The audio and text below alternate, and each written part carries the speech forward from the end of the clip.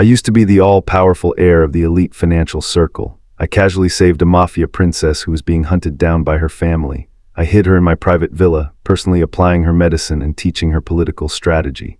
As she lay in my arms, she stroked my Adam's apple with blood-stained fingers. Her voice was raspy and seductive as she whispered, "Young master, once I take back everything, my life and my body will belong completely to you." Later, my family's empire collapsed overnight, and I became a stray dog that everyone wanted to kick. To stay alive, I fled to a small border town and started running a barbecue stall. When we met again, she had become the incredibly powerful queen of the Golden Triangle, surrounded by a crowd of heavily armed mercenaries. She walked into my greasy barbecue stall.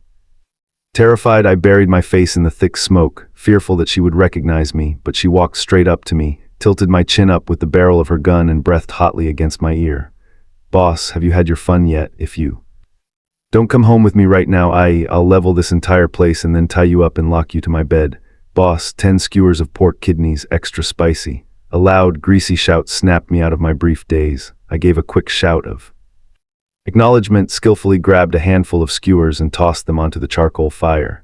The cumin and chili powder burst into a rich aroma under the intense heat, mixing with the greasy smoke and blasting right into my face. "My name is Ethan. I used to be the crown prince everyone fawned over in the elite financial circle. Now I'm just the owner of this barbecue stall in a small border town, a greasy middle-aged man scraping by selling skewers. Even though I'm only 27, it's been 5 years. I thought I would rot away in the mud like this for the rest of my life, until the screeching of brakes shattered the hustle and bustle of the night market.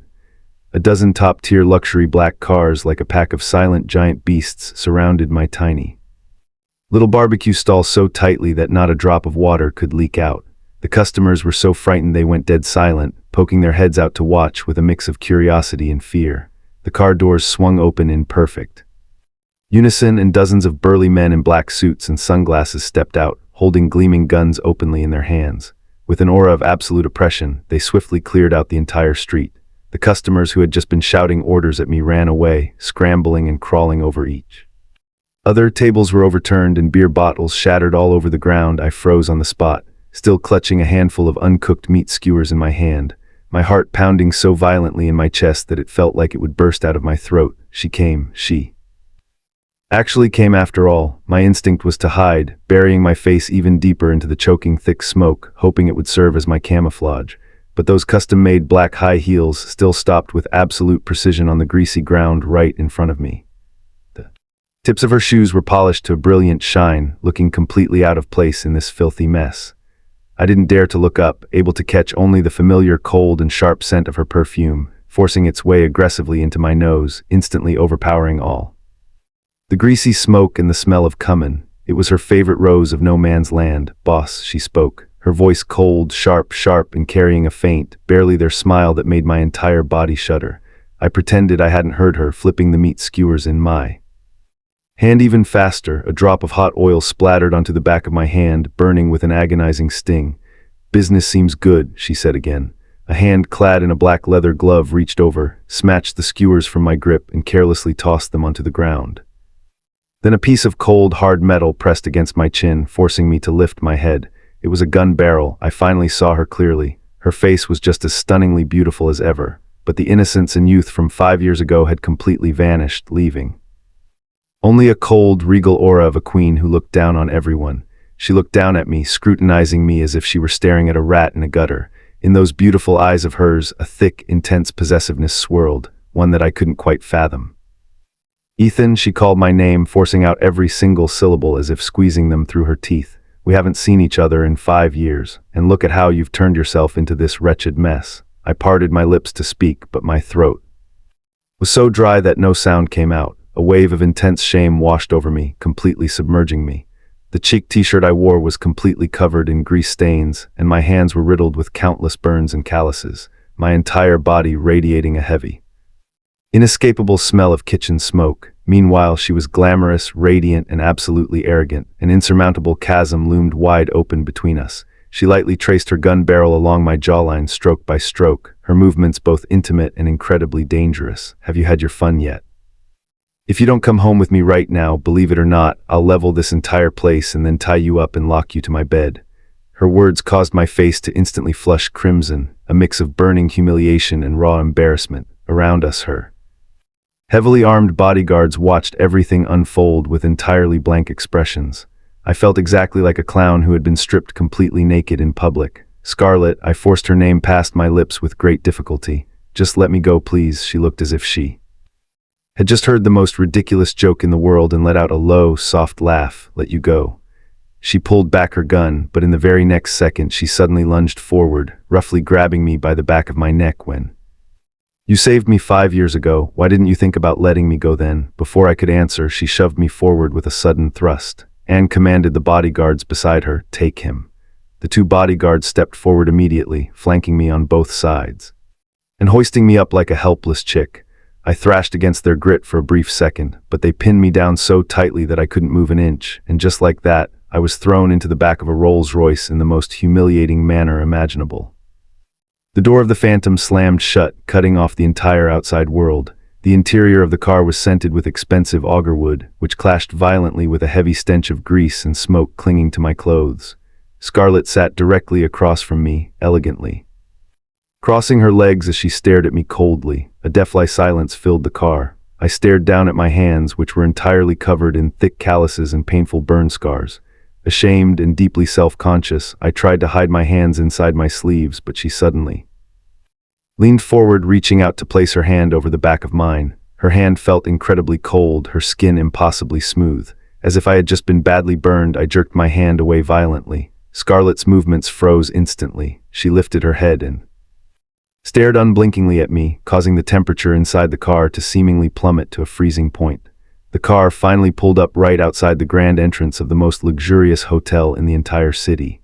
Escorted by the two bodyguards, I was escorted straight up into the penthouse presidential suite. The heavy doors shut tightly behind me, leaving the two bodyguards stationed outside like fierce guardian deities.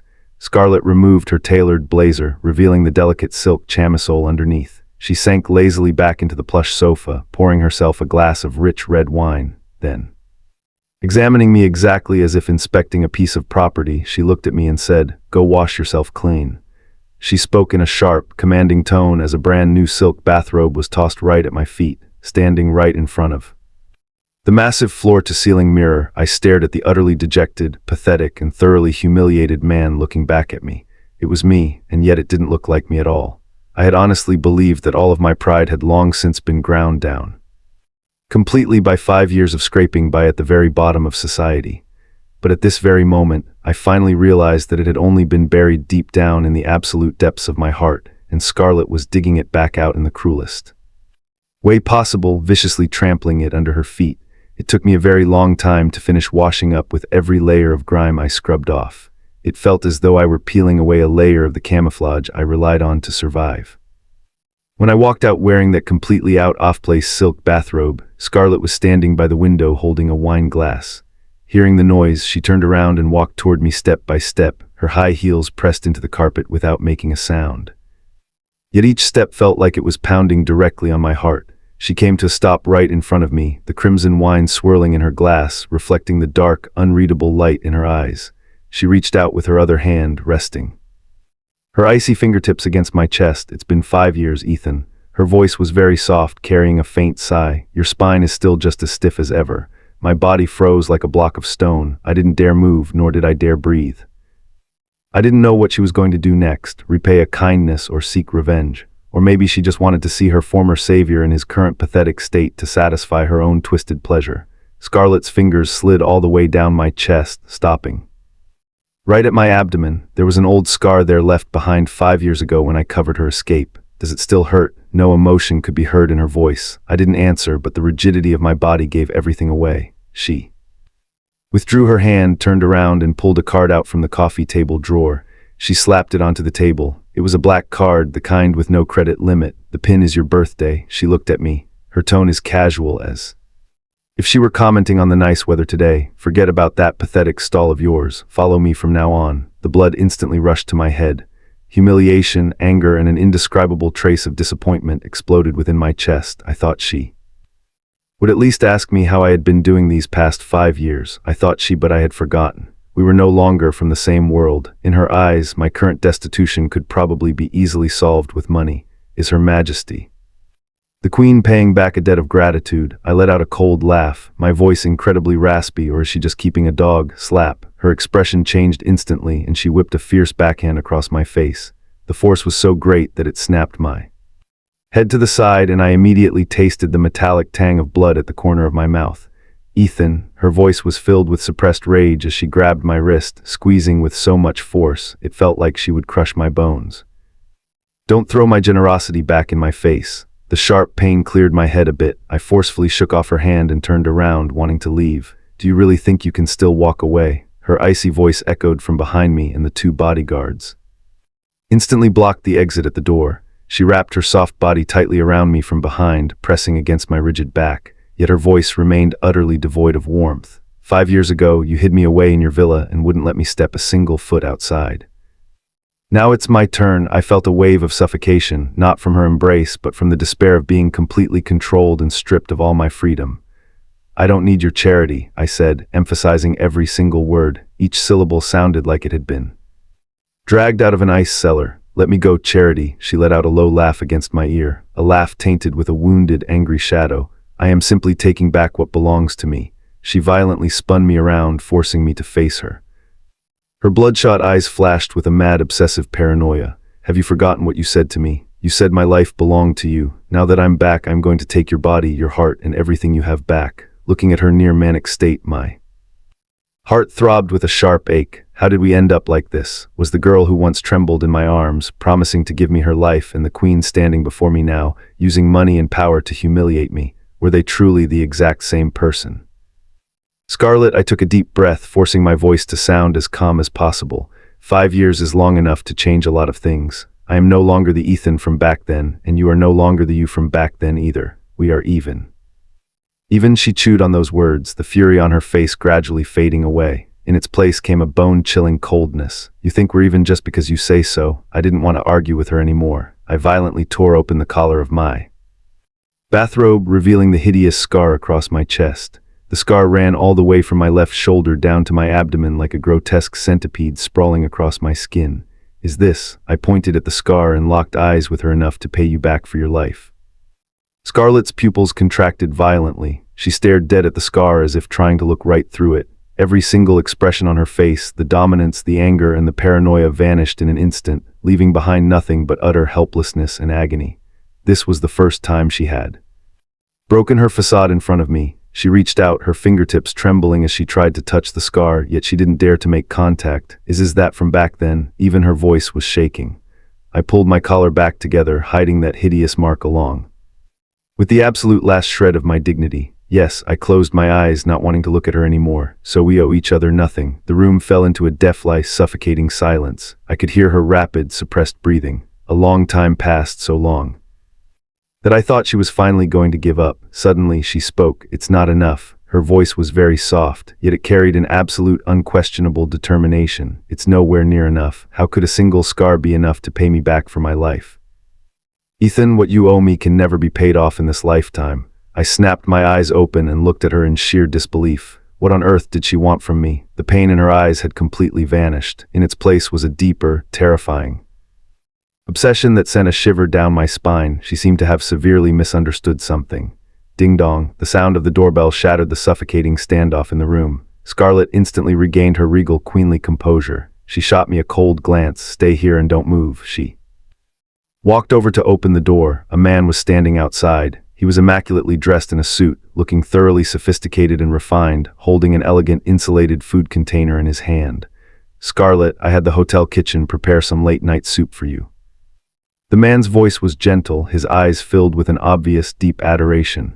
Then his gaze bypassed Scarlet and landed squarely on me. When he saw me standing there in a silk bathrobe, with water still dripping from my hair, the smile on his face froze instantly. His expression rapidly shifted from initial shock to completely unmasked contempt and hostility. And who is this? He asked Scarlet, though his eyes cut into me like sharp knives. Scarlet stepped aside to let him in. My guest, her tone was flat, completely devoid of any emotion. The man, who happened to be Wesley, was a rising star in the business world, and he was also one of Scarlet's most important business partners. Now, I had read all of this information in a cheap newspaper back in that small border town Wesley placed the insulated food container on the table and then walked straight toward me. He stopped right in front of me, looking me up and down with a gaze that was scrutinizing a piece of merchandise. "Scarlett, is this the savior you've been looking for 5 years?" His tone was filled with utter contempt and mockery, a mere cook from a barbecue stall. He emphasized the word cook with particular weight. I clenched my fists so hard that my fingernails dug deeply into my palms. From the moment he walked in, I knew tonight wouldn't end well. The way this man looked at Scarlett was brimming with intense possessiveness, and I, an unidentified man who had suddenly appeared, had undoubtedly become a thorn in his side.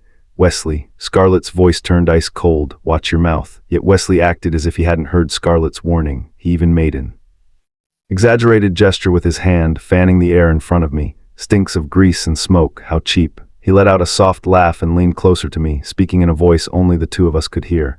"Kid, I don't care who you used to be. Right now, you're just a dog that Scarlett brought back. If you behave and do what you're told, you might get a scrap to eat. But if you don't know your place," before he could even finish his sentence, Scarlett suddenly rushed over and forcefully shoved him away. The massive force sent him staggering back several steps, nearly making him fall over. "What are you doing?" Wesley looked at Scarlett in sheer disbelief. Scarlett shielded me behind her back like an infuriated lioness. "He is my guest. It is not your place to tell him what to do." Her voice was piercingly cold, carrying an unquestionable authority. Wesley's face turned incredibly ugly. He stared at Scarlett standing protectively in front of me, his eyes filled with jealousy and deep resentment. "You're turning on me for his sake. Is a worthless piece of trash really worth it?" "Whether he's trash or not, I know better than you do." Scarlett shot back without the slightest hesitation. "Now take your late-night food and get the hell out." Wesley's face turned livid with rage. He pointed at Scarlett, unable to squeeze out a word for a long time. Ultimately, he still didn't dare to completely burn his bridges with Scarlett. He shot me a vicious glare instead, a look like a venomous snake coiled and ready to strike, as if he wanted to swallow me alive. "Fine, very well," he said through gritted teeth. "Scarlett, you're going to regret this." With that, he slammed the door and stormed out. The thunderous sound of the slamming door echoed through the empty room. I looked at Scarlett's back, which was rising and falling slightly with anger, and my heart swirled with a complex mix of emotions. Was she defending me, or was she just protecting her own property, refusing to let anyone else touch it? I didn't know. All I knew was that my presence had brought her trouble. "See," I blurted out, a trace of self-mockery in my voice, "I will only bring you trouble." Scarlett turned around, the anger in her chest not yet subsided. She looked at me, her gaze complicated. "This isn't your fault, is it?" I curled the corner of my mouth. If I were still the Ethan from 5 years ago, would he ever dare speak to me like that? My words were like a thorn stabbing deeply into Scarlett's heart as well as into my own. Yeah, if I were still that all-powerful crown prince of the elite financial circle, who the hell would Wesley think he is? But right now, I was just a barbecue stall owner, a failure who couldn't even respect himself. Scarlett fell silent. The atmosphere in the room grew heavy and suffocating once more. I didn't want to stay here anymore, tolerating her pity while being humiliated by her suitor. "I'm leaving," I stated once again. "I already told you you can't leave." Scarlett's attitude remained unyielding. "Why?" I practically screamed at her. "What on earth do you want to get from a broken man like me? If you want to repay a favor, I don't want your money, and I already gave my life back to you. What more do you want?" Looking at my sudden emotional breakdown, a flash of deep pain crossed Scarlett's eyes. She didn't answer my question. Instead, she turned around and pulled something out of her handbag. It was a piece of paper that had already yellowed, yet was meticulously folded. She unfolded the paper and held it out in front of me. The moment I saw that paper, my breath completely hitched. It was a life and denture contract. It was something I had jokingly half-coaxed and half-tricked Scarlett into signing back then. Written on it in my own bold, sweeping handwriting was, "Scarlett voluntarily surrenders the ownership of the rest of her life fully and completely to Mr. Ethan." At the bottom was her crooked signature from back then, along with a bright red thumbprint. I thought she had thrown this useless piece of paper away a long time ago. I never expected that she would actually keep it, let alone keep it for 5 whole years. I stared at it, my throat completely dry. The corner of Scarlett's mouth curled into a dangerously seductive smile, one that carried a hint of playfulness and triumph. "You're the one who made me sign this 5 years ago. Now I've come to exercise my ownership." She pointed to the words "Mr. Ethan" on the contract and then pointed back at me. "Ethan, for the next month you belong to me. Starting tomorrow, you are my special assistant." I froze on the spot. A special assistant? This was a contract I couldn't possibly reject because it was something I had created with my own hands, but this was also the way out she was offering me, a reason to stay by her side without completely shredding my remaining self-esteem. Looking at her completely confident smile, a whirlwind of conflicting emotions flooded my heart. Ultimately, I chose to accept it silently because I knew I didn't have any room to choose to begin with, and deep down in the absolute depths of my heart, it seemed I didn't truly want to leave either. Early the next morning, designers and stylists from a top-tier luxury brand knocked on the suite door, treating me like a priceless work of art. They measured my body for custom clothes and styled my hair. When I changed into a perfectly tailored haute couture suit and stood in front of the mirror, I could barely recognize myself. The man in the mirror stood tall and straight, his features sharp and striking, even though there was still a trace of exhaustion on his face. From living at the bottom of society for so long, the noble aura belonging to the crown prince of the financial circle had already returned by 70 or 80%. It felt as if those past 5 years of a miserable, pathetic life had been nothing more than a bad dream. Not bad, Scarlett's voice rang out from behind me. She was wearing a sharp, professional white skirt suit, with her long hair elegantly pinned up, radiating an absolute commanding presence. She walked a slow circle around me and nodded with immense satisfaction. This is the Ethan I know. In her eyes, there was an unmasked fixation and a profound pride. Being stared at like that made me a little uncomfortable, and I instinctively adjusted my tie. That evening, Scarlett took me out to attend a high-end business gala. She introduced me to everyone as her special assistant. This title was highly subtle. It gave me legitimate position, yet it also carried an underlying indescribable tension. The people at the gala were all either incredibly wealthy or highly powerful. The looks they gave me were filled with scrutiny and curiosity. I tried my best to maintain my composure, but 5 years of isolation from the world still made me feel a bit out of place. Like an outsider, I followed silently behind Scarlett. Then we ran into Wesley again. He clearly hadn't expected me to appear in this kind of look, and a flash of jealousy and resentment crossed his eyes. He walked over holding a wine glass, a hypocritical smile plastered across his face. "Oh, Assistant Ethan, you changed your skin and I almost didn't recognize you." He deliberately put extra emphasis on the word assistant. Scarlett's face darkened, and just as she was about to speak, I shook my head at her. I couldn't keep hiding behind her forever. "You're joking, Mr. Wesley." I raised a glass of champagne slightly toward him and said, "Clothes make the man. I have Miss Scarlett to thank for this suit." My attitude was neither humble nor arrogant, forcing Wesley to swallow down the entire stomach full of mockery he had prepared. He wasn't willing to just let it go. It just so happened that at this moment, the host of the gala, a real estate tycoon, was discussing with several people a complex overseas investment project. Wesley's eyes darted around and he suddenly said loudly, "Chairman Wang, let me introduce someone to you. This is the special assistant Miss Scarlett just hired. Mr. Ethan. Mr. Ethan is a top-tier graduate. Why don't we let him give you some pointers on this project?" Everyone's eyes instantly focused on me. Wesley was doing this to humiliate me in public. What could a barbecue stall owner possibly know about overseas investment? Everyone had an expression that showed they were waiting to see a joke. Chairman Wang also frowned, clearly feeling that Wesley was making a mountain out of a molehill. Scarlett's hands clenched tightly, the veins on the back of her hands bulging, but I remained very calm. I took the microphone and walked to the project display screen. The screen was filled with dense data and charts. With just one glance, the business knowledge and logic that had been locked away in my mind for 5 years were instantly activated from the surface data. "This project indeed has a very alluring return rate," I began, my voice not loud, but clearly carrying across the entire venue.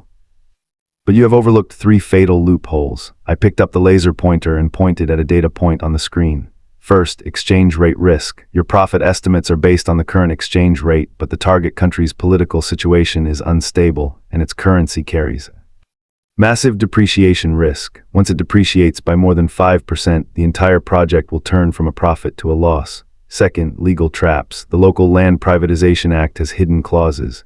Commercial real estate held by foreign capital can be reclaimed by the government without compensation under specific circumstances. Third, and the most fatal point, your target customer profile is completely wrong. Relying on the knowledge I had accumulated back when I was still the crown prince and my extraordinary business intuition, I hit the nail right on the head. With precise logic and absolute clarity, I pointed out all the loopholes and potential risks in the project. The entire venue was completely silent. Everyone was utterly shocked by my analysis. Even that Chairman Wang changed his expression from initial disdain to solemn gravity and finally to total admiration. Weslow's face had already turned the color of pig liver. He originally wanted to make me look foolish, but instead he ended up becoming my stepping stone, allowing me to make a name for myself in a single battle. When I finished, I handed the microphone back to the host and stepped back to Scarlett's side. The whole room erupted into thunderous applause. Countless people looked at me with newfound respect and even offled gazes. That Chairman Wang even walked over personally, tightly grasping my hand. "Mr. Ethan, you possess great talent. I really have to thank you today. Otherwise, my several $billion would have gone down the drain." He enthusiastically handed over his business card. "We must keep in touch and exchange ideas in the future." As I dealt with all this enthusiasm, my gaze involuntarily drifted towards Scarlett. I saw the completely unmasked, fanatical pride and obsession in her eyes right against my ear. In a voice only the two of us could hear, she whispered softly, "Tonight you look delicious." My heart skipped the beat. Showing my competence at the gala allowed me to quickly secure a solid foothold in Scarlett's company. Those who used to look at me with scrutinizing and dismissive eyes were now exceptionally polite to me. Scarlett seemed very satisfied with this result. She began to hand over some important projects for me to handle as actual, granting me immense authority. Among them was a multi-billion-dollar semiconductor chip research and development project in collaboration with Wesley's company. "This is a test for you," Scarlett said as she placed a thick stack of documents on my desk, "and it is also your opportunity." I understood what she meant. If I could handle this project well, I could completely rid myself of any suspicion of being a kept man and truly become her right-hand man in her career. But I also knew this project wouldn't be easy. Wesley had been publicly humiliated by me at the gala. Losing all his dignity, he would never just let the matter drop. Sure enough, at the project alignment meeting, Wesley behaved with extraordinary cooperation, and a polite smile was even plastered on his face, as if the unpleasantness at the gala had never happened.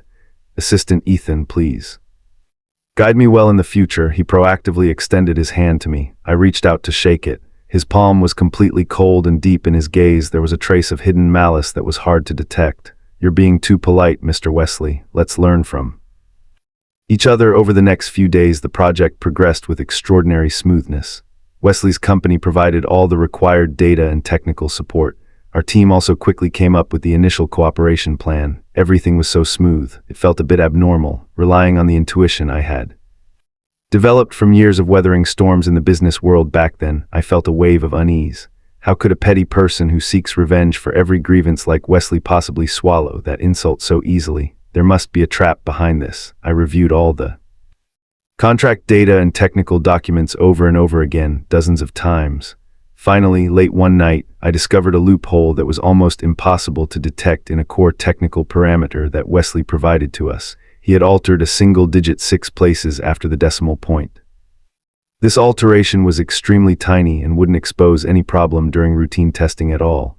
But once the chip entered the mass production phase, this tiny error would be amplified infinitely, causing the entire batch of chips to be completely scrapped. That would result in an astronomical financial loss. What was even more ruthless was that in this contract, Wesley used complex legal terms to shift all technical risks entirely onto our company's shoulders. Once something went wrong, not only would Scarlett's company have to bear all the economic losses, but as the person in charge of this project, I would be charged by him with commercial fraud and dereliction of duty and sent straight to prison. What a venomous scheme. He calculated perfectly that because I had been out of the business world for 5 years, I would naturally be unfamiliar with the latest technology and complex contract details and would definitely overlook this trap. I stared at the data on the computer screen that I had marked with a red circle, a cold shiver running down my spine. If I hadn't discovered it, the consequences would have been unimaginable. I didn't make a scene immediately. I knew that if I alerted the enemy now, Wesley would only make excuses, claiming it was an error made by the technical staff. What I wanted was to deal him a fatal blow. At the moment he was most smug, I quietly gathered all the evidence of Wesley tampering with the data, including the back-end operation logs of the server. At the same time, I contacted someone. The man I contacted was Logan, my father's driver from back in the day, and also one of my most trusted former subordinates. After the collapse of the Ethan family, he used a sum of money I gave him to start his own business, and now he was already a top cybersecurity expert in the country. I explained the situation to him. Without a second thought, Logan brought his team overnight to help me put together a counter-strike plan. We utilized the back door Wesley had left behind, not only fixing the data error, but also planting a program in reverse. This program could, during the signing ceremony, display in real time the entire process of Wesley tampering with the data in the back end. Having done all this, I placed 2 documents on my desk. One was the erroneous contract that Wesley hoped I would sign. The other was an optimized plan with all errors corrected, which would also increase the project's profit margin by 20%. I prepared to give Wesley a surprise he would never forget for the rest of his life at the signing ceremony. Scarlett seemed to have noticed my unusual behavior over the past few days. I often worked late into the night and my expression was somewhat solemn, but she didn't ask anything. Instead, every single night, a glass of warm milk would appear on my desk. On the morning I was preparing to head to the signing ceremony, she stopped me. She helped me adjust my slightly wrinkled collar. Her movements gentle. "I believe in your ability," she said seriously, looking into my eyes. "Just go for it." A simple sentence, yet it gave me infinite strength and confidence. I looked at her and nodded solemnly. "Wait for my return. Wesley, your day of reckoning has arrived." I will never give anyone another chance to hurt her. In the conference room for the signing ceremony, the atmosphere was solemn and enthusiastic. The telephoto lenses and video cameras of major media outlets were already set up, flash bulbs snapping continuously. This collaboration for both Scarlett's company and Wesley's company was an important strategic move that drew immense attention from the industry.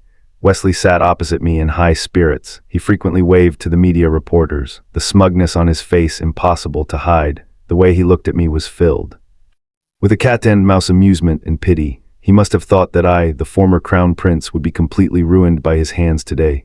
Scarlett sat beside me, her expression calm, but her tightly clasped hand around mine still betrayed a trace of her nervousness. I turned my hand over to pat the back of hers, giving her a reassuring look. The signing ceremony officially began. The legal teams from both sides made the final contract verifications. The entire process followed Wesley's script precisely. Finally, the master of ceremonies announced, "Representatives from both sides, please come to the stage to sign." Wesley adjusted his suit and stood up, beaming with absolute delight. I stood up as well. Just as we were about to walk toward the signing table to make that decisive stroke of the pen, I suddenly spoke up.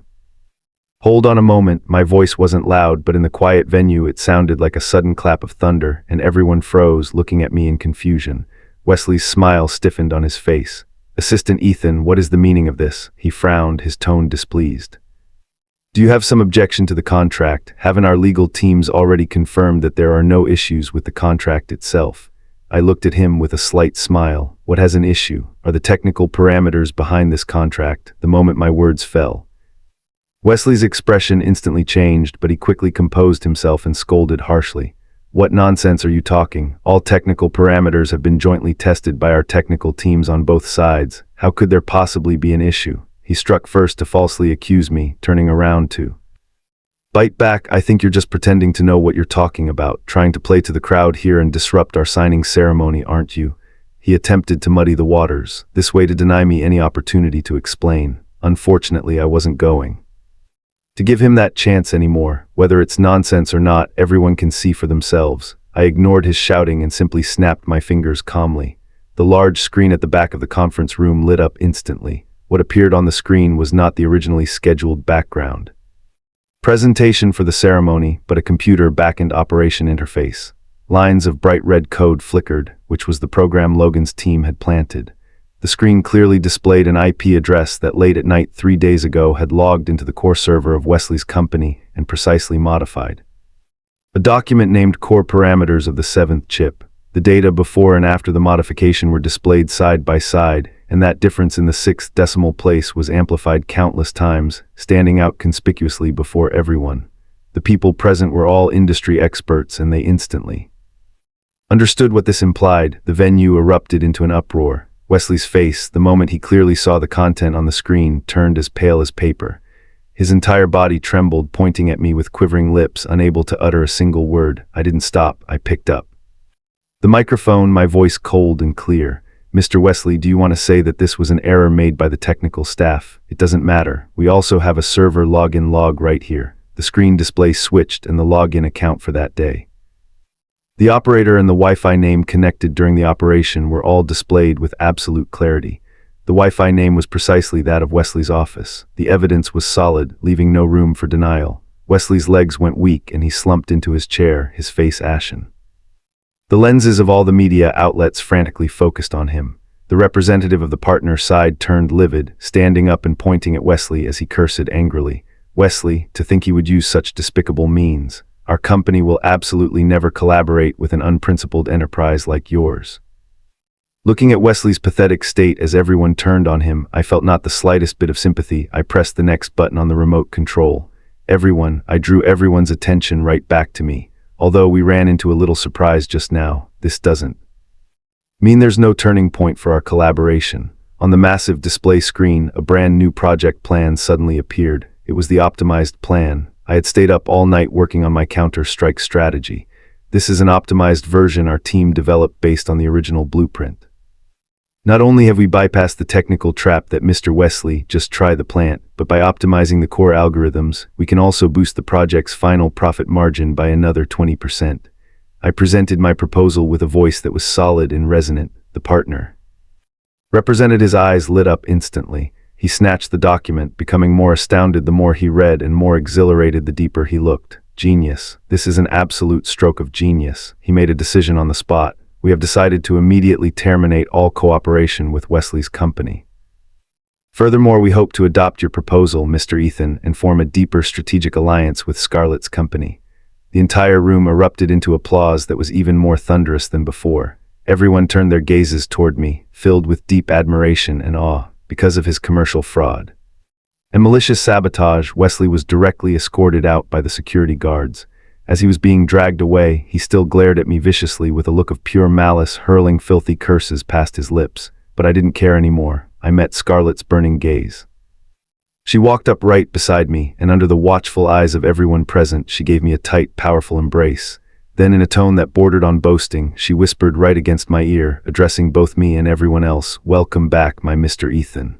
At this exact moment, I was no longer just her special assistant, nor was I that barbecue stall owner. I was Ethan, the Ethan who had relied on his own capabilities to stand tall once again. The absolute counter-strike at the ceremony made me famous overnight. After a 5-year absence, the name Ethan shook the entire business community once more, marking the return of a king. Everyone now knew that a man with terrifying capability and methods had appeared right by Scarlett's side. Wesley's company went bankrupt due to its ruined credibility. Its stock price plummeted, and it was quickly phased out by the market. He himself was also facing prison time for the crime of commercial fraud. On the night when everything had finally settled, the company threw a victory banquet for me. I was surrounded by a large crowd, clinking glasses back and forth, listening to all kinds of praise and compliments, yet I felt somewhat distracted. Scarlett had briefly showed up at the start of the banquet, said a few polite words, and then left early, making a quick excuse. I extricated myself from the bustling crowd and headed back to the company ahead of time. I wanted to see her. When I walked up to her office, the door wasn't fully closed, leaving a small crack open. A heated argument was echoing from inside. "Miss Scarlett, you acted far too impulsively." An elderly, agitated voice rang out. I recognized it as Uncle Arthur, one of the company's veteran board members. "Is it really worth completely offending the Wesley family just for an Ethan? Wesley might have fallen, but his family's foundations are still intact. Their connections and channels over in South America are the key to our next strategic move. Have you considered how massive our losses will be if you cut off all business dealings with them right now?" Another director chimed in as well. "Exactly, Miss Scarlett. We all admit that Ethan has outstanding capabilities, but if you let your emotions dictate business like this for him, it will deeply dishearten everyone else." I froze right outside the door, my feet completely unable to move a single inch, cutting off all business dealings with the Wesley family. I only knew that Wesley was finished, but I had no idea that Scarlett had done so much for me behind the scenes just to vent this anger on my behalf. She hadn't hesitated to sacrifice such a massive corporate interest. Inside the office, Scarlett's voice rang out cold and carrying in absolute unquestionable determination. She said only a single phrase, "My rules are the rules." Then came the loud slam of a palm hitting the desk. "Anyone who dares to touch Ethan is touching my life. Let me say this one more time. Starting today, sever all business dealings with the Wesley family and any of their affiliates. I will personally bear all the resulting financial losses alone. If anyone still has an objection, you can hand in your resignation letter right now." the office fell into an instant dead silence, standing hidden outside the door.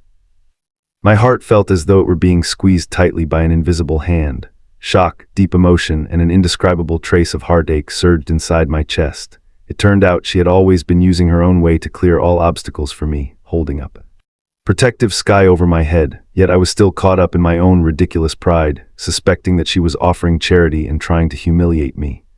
For the first time, I realized with absolute clarity that her feelings for me could never be simplified down to a mere debt. Of gratitude, taking a deep breath, I pushed open the office door. The few veteran board members inside saw me, their expressions turning somewhat awkward and unnatural. The moment Scarlett saw me, she instantly retracted all of her sharp edges and icy demeanor.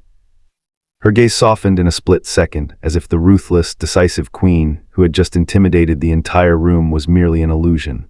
Ignoring the others, I walked straight up to her. Under the astonished stares of everyone present, I reached out and proactively took her hand. For the very first time, her hand felt a little cold. "Thank you," I said, my voice quiet, yet those were the only words I could force out at this moment. Scarlett's body trembled slightly, and she immediately squeezed my hand back tightly, even her fingertips trembling gently. "With me, you never have to say those words." Deep within her voice, there was a barely perceptible catch. The thick wall of ice that had built up in my heart due to my low self-esteem and sensitivity finally began to crack at this exact moment. The veteran board members looked at each other, and knowing their place, they quietly slipped out of the room. Only the two of us were left in the office. I held her hand for a long time, refusing to let go. I thought that perhaps I needed to get to know this woman before me all over again and re-examine the relationship between us. I began to suspect that her finding me and forcing me back to her side was perhaps not merely driven by a paranoid possessiveness. Could there be a deeper, hidden reason behind this that I knew absolutely nothing about? A powerful curiosity about Scarlett's past bloomed inside me. I began to utilize the high authority Scarlett had granted me to quietly investigate her experiences over these past 5 years. What I uncovered left me completely stunned. Scarlett's past 5 years were nothing short of an absolute legend. She went from a penniless young girl being hunted down by her family to carving out a foothold in a cutthroat place like the Golden Triangle, and then further building this massive commercial empire she possessed today. The hardships and bloodshed involved were far beyond what any outsider could ever imagine, but none of that was what shocked me the most, the thing that truly shook me to my core. In the process of my investigation, I discovered a standalone server that had been encrypted by her using the highest level of security clearance. The code name for the server was Sirius. It was a homophone for my name, Yan, and it was also my favorite star. My heart skipped a violent beat, and a strong premonition welled up in my mind. I attempted to crack the server's password, using up every single date and number I knew that was related to her. All of them failed just when I was about to give up. My fingertips subconsciously typed out a string of Morse code on the keyboard. It was "I love you," the very first code I had taught her out of pure boredom back when she was staying at my villa. As if possessed by a ghost, I entered this string of code into the input field. With a chime, the computer indicated the password was correct and the server's encryption dissolved. My hands began to tremble uncontrollably. Inside the server, there weren't any of the corporate secrets I had anticipated. Instead, there was just a collection of encrypted folders, and every single folder name was related to me. Investigation report on the collapse of the Ethan Group. List of involved personnel and criminal evidence tracking and acquisition plan for the Ethan family's lost assets. With a trembling hand, I clicked open the first folder. Inside was a mountain of documents detailed to an absolute terrifying degree. Ever since the Ethan family collapsed overnight 5 years ago, Scarlett had been secretly investigating the ins and outs of the entire matter. The movements of every single person who had betrayed my father back then, along with all of their dirt and criminal evidence, had been gathered by her through various means and organized with absolute clarity. She had even established a massive information network to monitor every single move of all our enemies. I clicked open another folder, and inside was something that shocked me even more. All these years, while she was fighting for survival in the Golden Triangle, she had also been buying back our family's assets that had been scattered across the globe after our bankruptcy, sparing no expense, reclaiming them piece by piece. She had even secretly established a massive revenge fund under my name. Every single penny in that fund had been prepared for me. Absolutely everything she did was not for herself. She didn't build this empire to become a queen. She did it for me. For me, a stray dog whom She thought had abandoned her a long time ago. She had prepared all the ammunition needed for my comeback. Her finding me and forcing me back to her side was not a sudden whim, let alone an attempt to humiliate me. It was because she felt the time was ripe. She felt she finally possessed enough power to protect me and to help me exact my revenge. I stared at the lines of text and rows of charts on the screen, my hands shaking so hard I could barely hold a mouse. My rims turned red in an instant and my vision blurred. It turned out that what I thought was escaping, what I thought was avoiding being a burden, was actually the deepest betrayal in her eyes. It turned out that while I was wallowing in self-pity and selling barbecue in that small border town for the past 5 years, this woman had been carrying the heavy burden forward for me, smoothing out all the paths for my revenge. What a bastard I am. What on earth have I been doing? I snapped up from my chair, my chest heaving violently. Guilt, profound emotion. Heartache and regret, countless emotions intertwined together, nearly tearing me apart. I could no longer keep my composure, clutching that tablet computer with its screen still glowing. I charged out of the office like a madman. I had to go find her, right now. This very instant, I needed to see her immediately. I kicked open the door to Scarlett's bedroom. She was just getting ready to turn in, wearing only a delicate silk nightgown. Seeing me burst in with such utter loss of composure, she was visibly taken aback. Ethan, before she could finish her sentence, I rushed over to her in a few strides and slammed the tablet computer down hard on the table right in front of her. What is this? I pointed at those folders on the screen, my voice trembling with intense emotion as my bloodshot eyes glared at her. Why did you do this? Why didn't you tell me? Scarlett looked at the server contents on the screen that I had cracked, her face turning slightly pale. She remained silent for a moment, not answering my question, but merely lifting her head to look at me quietly. Her gaze was very calm, yet it seemed to hold a bottomless ocean filled with far too much grievance, longing, and pain. A long time passed before she finally spoke, her voice incredibly raspy. Tell you, she let out a self-deprecating laugh. Tell you and then let you use that same old about not wanting to burden me to vanish from my sight for another 5 years. I was afraid. She looked at me, a trace of vulnerability in her voice that I had never seen before. I was afraid. You wouldn't want the things I gave you. I was afraid you would run away again. Water. Ethan, I really can't survive you leaving me without a word ever again. Every single word she said was like a knife stabbing viciously into my heart. I closed my eyes in absolute agony. The reason I left back then I began to speak with great difficulty, confessing the secret that had been weighing on my heart for 5 years, was because right before my father died, he told me that the background of the forces that brought down the Ethan family was unfathomably deep. He told me to hide and never think about revenge. I was terrified that a stray dog like me would bring a fatal disaster upon you, that I would drag you down with me. That's why I ran. It wasn't that I didn't want you, you absolute bastard. Before I could even finish my words, Scarlett suddenly lunged forward and whipped a fierce backhand right across my face.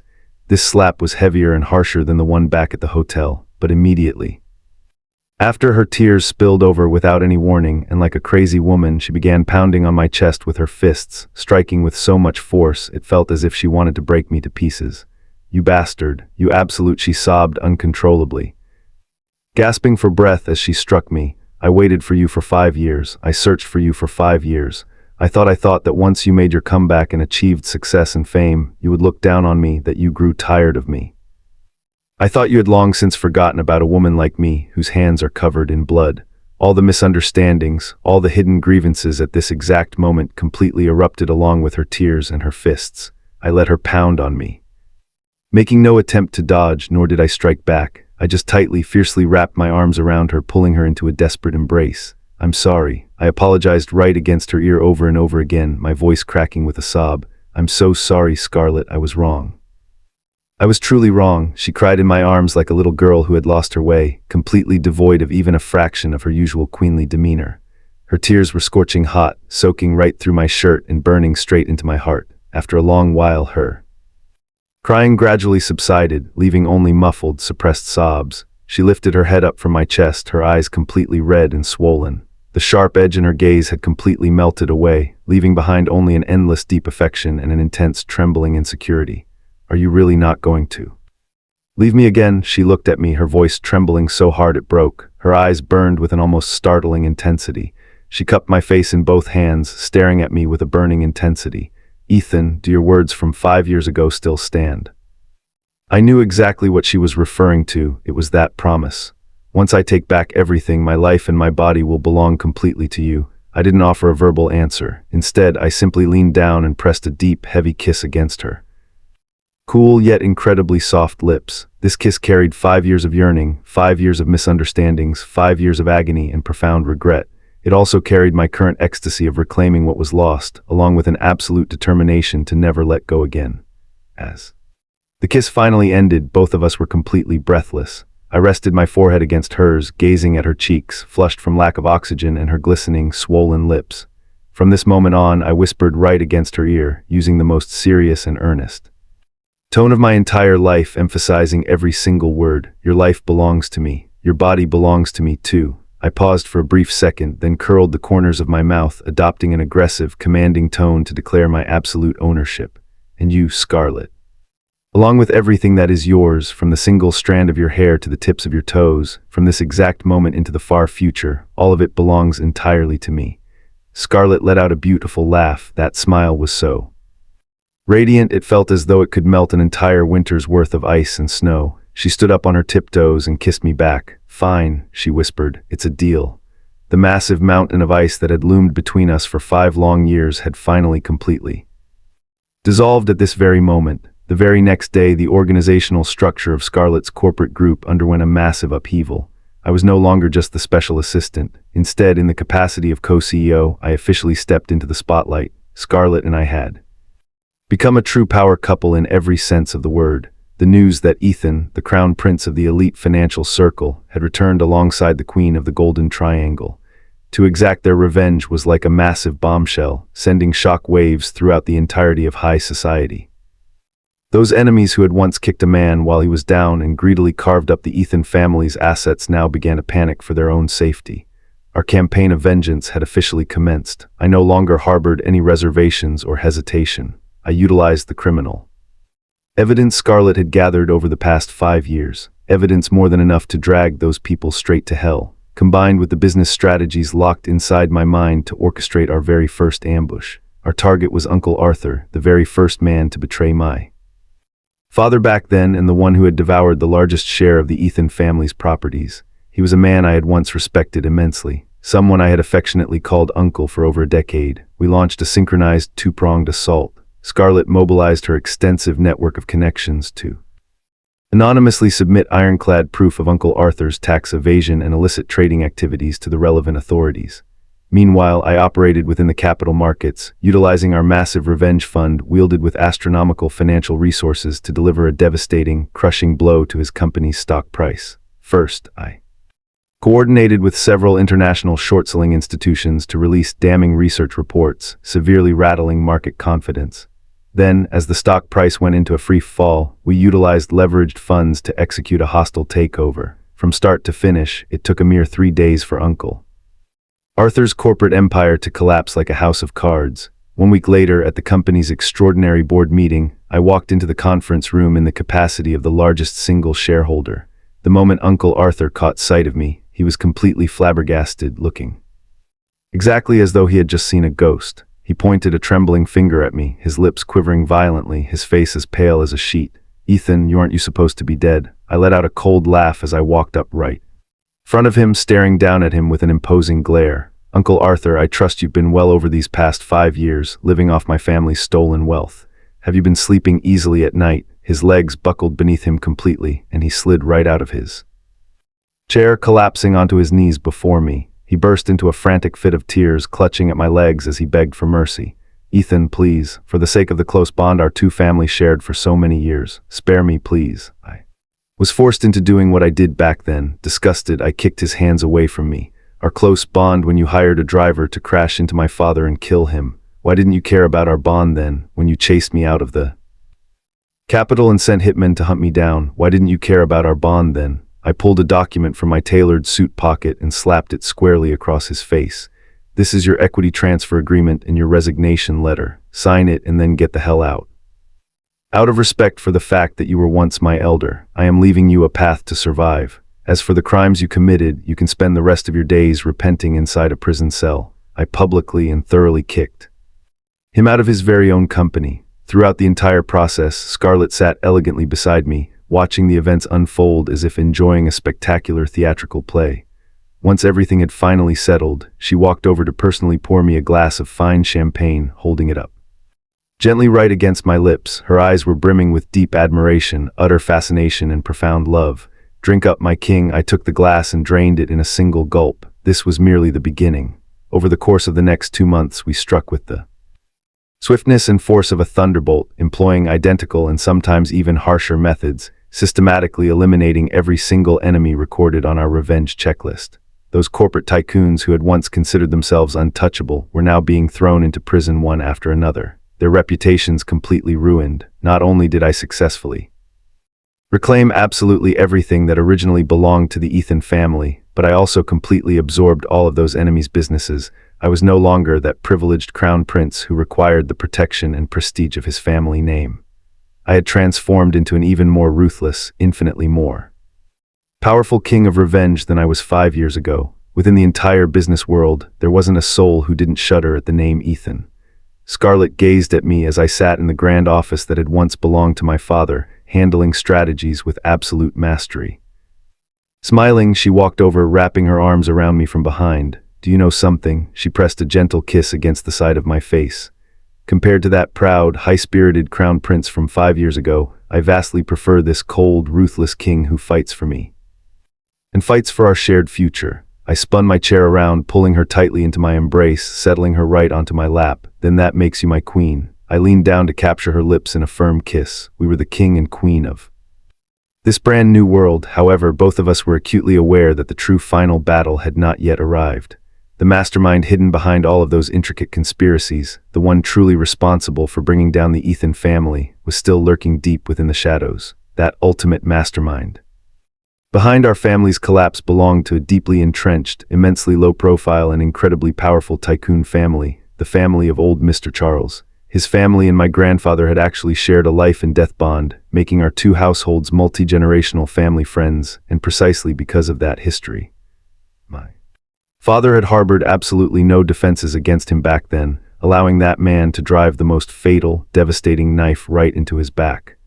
The Charles family had hidden themselves exceptionally well over these years, erasing almost every single trace and piece of evidence connecting them to the destruction of the Ethan family, yet Scarlett had still managed to uncover a few faint clues.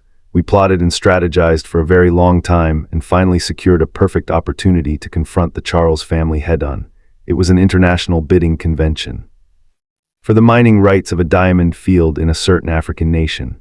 This specific mine represented the Charles family's most critical source of profit growth for the next 10 years. They were absolutely determined to win it at all costs, and our goal was to snatch this incredibly lucrative prize right out of their open mouths. The location for the negotiations was set aboard a massive ultra-luxury cruise liner out in international waters. Scarlett and I brought along our most elite team and boarded the cruise ship, just as we were conducting the final round of critical negotiations with the representatives of the Charles family. Something unexpected happened. Having lost absolutely everything, Wesley, who is now acting like a rabid dog, somehow managed to catch wind of the news. He actually brought a dozen desperate thugs and barged into the negotiation room with guns drawn. "Nobody move." Wesley's eyes were bloodshot, looking completely crazed and demonic. The barrel of his gun was pointed straight at Scarlett. "Scarlett, Ethan," he hissed through gritted teeth, his voice a roaring snarl. "You two ruined my life and brought me to this wretched state. Today I'm going to make sure you both go down to the grave with me." He clearly intended to hold Scarlett hostage, to threaten me or barter with the Charles family for a chance to escape. This scene was so strikingly similar to 5 years ago when Scarlett had been pinned into a corner by her enemies just like this, with absolutely no way out. But this time, everything was different. Without a fraction of a second's hesitation, I immediately shielded Scarlett, pulling her tightly behind me. "Don't be afraid." I patted her back in a reassuring gesture, my voice terrifyingly calm. "I'm right here." I lifted my head, staring right into Wesley's manic eyes. "Wesley, do you really think you can walk away from this after coming here?" I confronted him with absolute composure, my mind racing at lightning speed to analyze the current situation. On this ship, there are people from the Charles family, there are my people, and there are government observers from various nations. If you pull that trigger right now, you'll be riddled with bullets in the very next second. Your only way out is to drop your weapon right this instant. I might even show some mercy for old time's sake and leave your corpse intact." With just a few brief words, I completely shattered the morale of the desperate thugs standing right behind him. They were only in this for the money after all. None of them actually wanted to die here. Yet Wesley became even more violently agitated. "Shut up, Ethan, you hypocritical bastard. Do you think I'll ever believe you again?" Completely losing his emotional control, he let out a roaring shriek, raised his weapon and lunged straight at Scarlett. The exact instant he lunged forward, I moved. I slipped to the side to dodge the barrel of his gun, and with a swift, powerful grappling maneuver, I clamped my hand onto his wrist, reversing his grip with a brutal twist. Wesley let out a piercing shriek of agony, and the pistol slipped from his fingers, clattering onto the ground. I didn't grant him a single opening, executing a clean, decisive shoulder throw. I slammed him brutally against the hard floor. I stomped my foot down squarely onto his chest, the crushing force causing him to cough up a spray of blood. The entire encounter unfolded in the blink of an eye. Every single person present in the room was rendered completely speechless by this sudden turn of events. Scarlett's personal bodyguards and the ship's security personnel finally snapped back to their senses. At this moment, they swarmed forward in a single wave, completely subduing Wesley and all of his remaining men. With the crisis thoroughly averted, I didn't spare another glance at Wesley lying on the floor, turning around to walk back to Scarlett. Her face still carried a trace of lingering shock, but it was mostly filled with utter amazement. I walked right up to her, reaching out a hand to gently tuck a stray lock of hair that the wind had blown out of place, my movements incredibly tender. It made me seem like an entirely different person from the ruthless man who had just dismantled Wesley a moment ago. It felt exactly like 5 years ago in that dark, bleak warehouse when she had carefully wiped the blood from my wounds. "I told you not to be afraid." I looked at her and offered a gentle smile. "I'm here."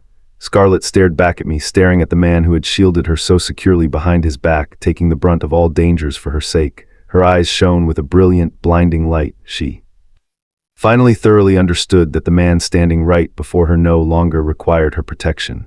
He had already grown into a towering tree capable of shielding her from any storm, standing firmly right by her side as an equal. And as I gazed at the absolute reliance and deep love overflowing from her eyes, my heart was flooded with an unprecedented sense of profound fulfillment.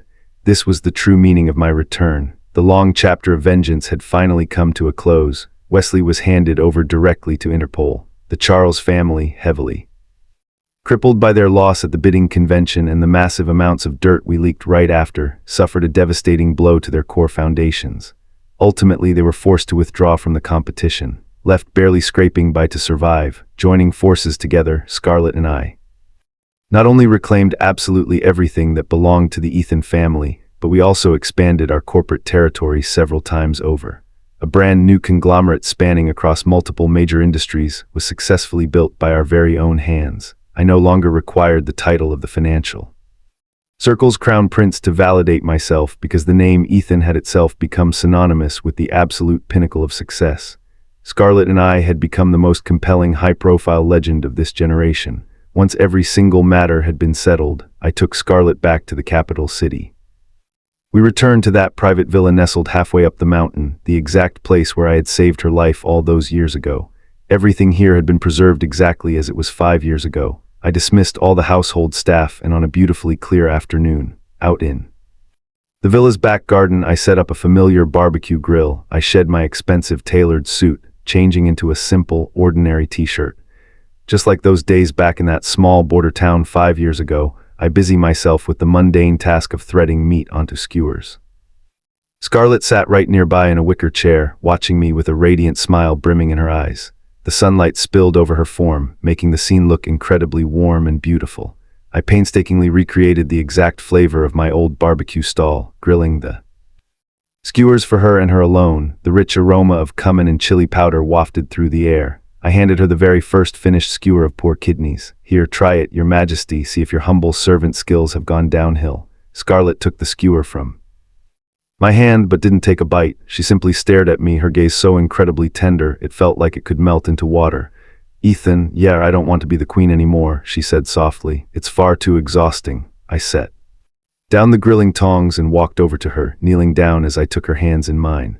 "All right, then I will take care of you from now on." Scarlett let out a soft laugh and gently shook her head, thinking she didn't believe me. I pulled the document from my pocket. I hadn't prepared a diamond ring, I felt those things were far too cliché and simply didn't suit her. What I pulled out instead was an equity transfer agreement. This represents a 51% controlling stake in our new empire. From this moment on, all of it belongs to you. I looked into her eyes and said with absolute sincerity, I told you before, everything I have belongs entirely to you. Scarlett looked down at that document, an agreement powerful enough to send shock waves through the entire financial world, yet she didn't even bat an eyelash. She merely smiled, reached out, and took the piece of paper from my hands. Then, right before my eyes, she tore it completely to shreds. The scraps of paper drifted through the air like falling snowflakes. You idiot. She rose from the wicker chair, wrapping her arms around my waist from behind, burying her face tightly against my back. Her warm breath seemed right through the thin fabric of my shirt, pressing against my skin. The thing I wanted was never your money. Standing up on her tiptoes, her breath felt like sweet orchids against my ear. I only want you. My heart was instantly filled to the absolute brim by those 3 words. I spun around, locking her into a fierce, tight embrace, leaning down to find her lips and kissing her deeply. This kiss was entirely devoid of the pain and struggle of our past, leaving nothing but an endless, profound tenderness and love. The end.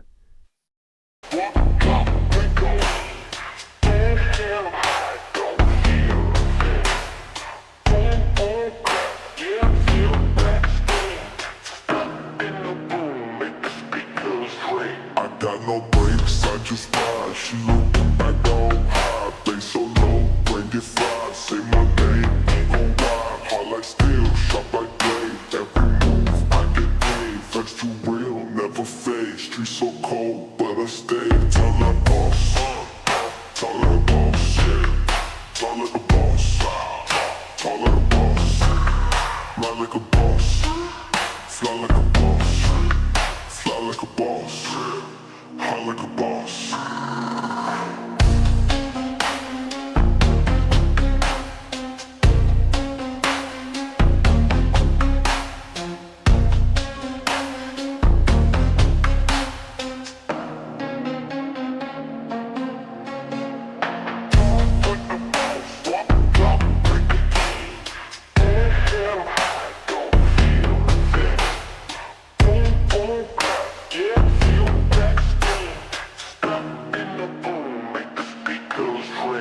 I got no brakes, I just ride. She looking back out on high, bass so low, bring it fried. Say my name, he gon' wide. Hard like steel, sharp like blade. Every move I get paid. Flex too real, never fade. Streets so cold, but I stay. Tall like boss, tall like a boss, tall like a boss, tall like a boss.